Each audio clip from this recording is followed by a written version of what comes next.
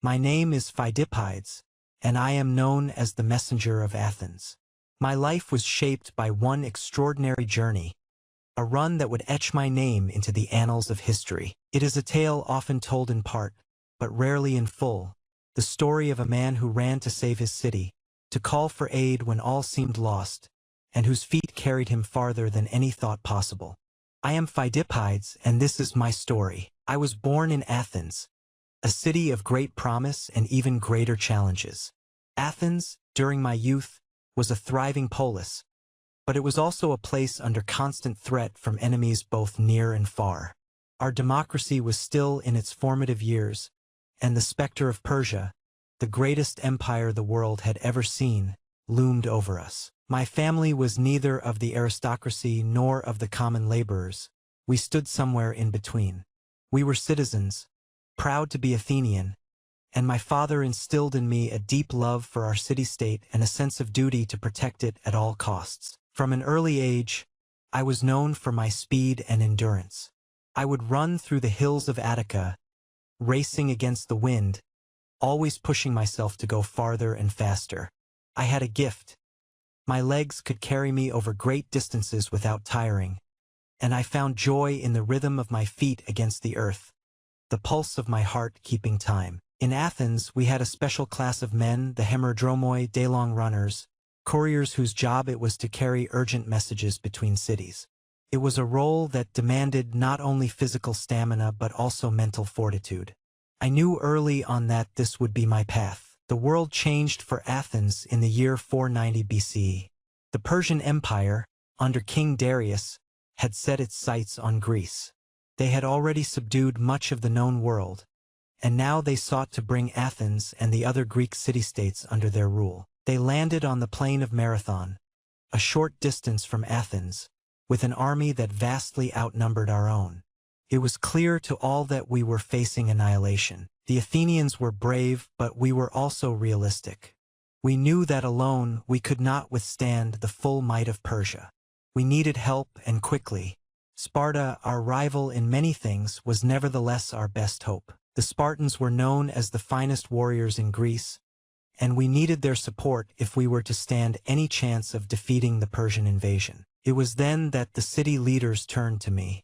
They knew of my ability to run long distances without faltering, and they entrusted me with the most important mission of my life, to run to Sparta and ask for their aid. It was a journey of nearly 240 kilometers.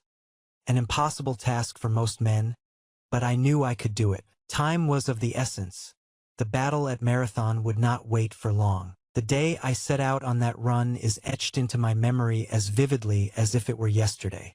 The sun was still rising as I left Athens, the weight of my city's fate on my shoulders. I knew the path well. I had traveled it before in shorter stages, but this time there would be no stops, no rest. The terrain was unforgiving, rocky hills and valleys that would challenge even the strongest of men. But I was not just any man. I was running for my city, for my family, for everything I held dear. As the hours passed, the pain in my legs and feet grew unbearable. My lungs burned with every breath, and the sun beat down on me relentlessly. Yet, I pushed on, driven by the knowledge that if I failed, Athens would fall. I could not let that happen.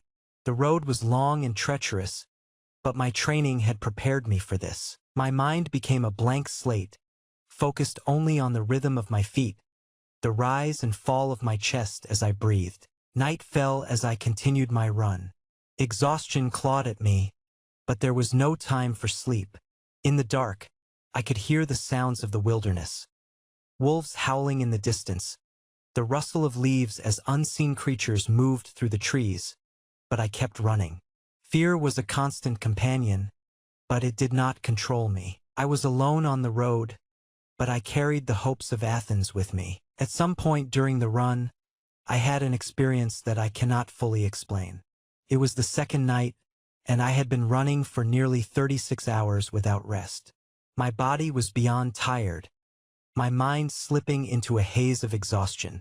As I passed through the mountains near Tegea, I felt a presence, something otherworldly. I cannot say if it was real or a figment of my overworked mind, but I remember seeing a figure before me, the god Pan, his half-man, half-goat form standing in the shadows. He spoke to me, his voice deep and resonant, telling me that the Athenians had neglected his worship, but that he would help us in our time of need if we honored him. Whether it was a dream or a divine vision, I do not know, but it gave me the strength to continue. I made a promise to him that Athens would offer sacrifices in his name, and then, as suddenly as he had appeared, he was gone. The next day, as the sun rose again, I reached Sparta. My legs were trembling, my body on the verge of collapse, but I had made it. I stood before the Spartan leaders and delivered my message. Athens needed their help. The Persians were at our gates, and we could not hold them off alone. The Spartans listened, but their response was not what I had hoped. They agreed to help, but they could not leave immediately.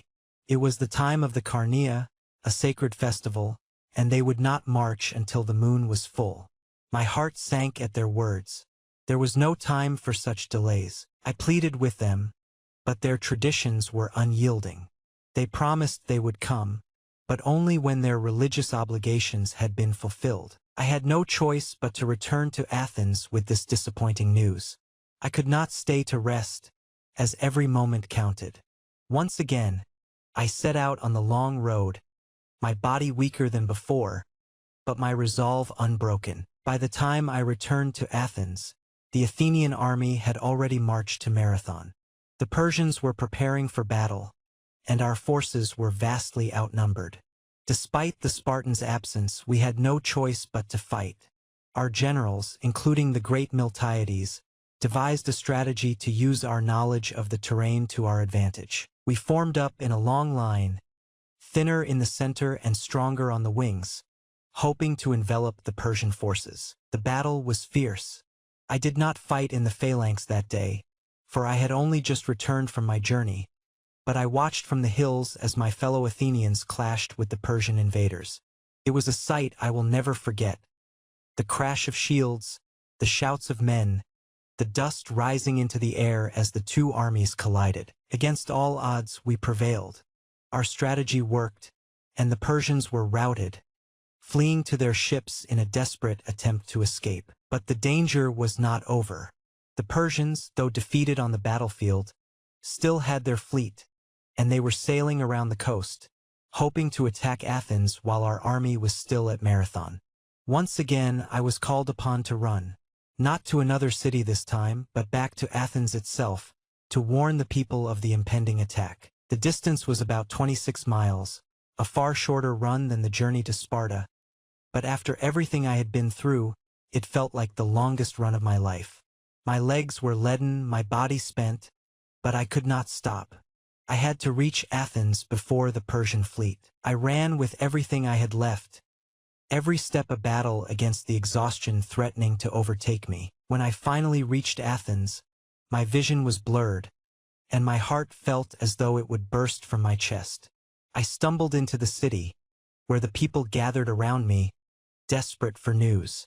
I summoned the last of my strength and shouted the words that would be remembered for generations.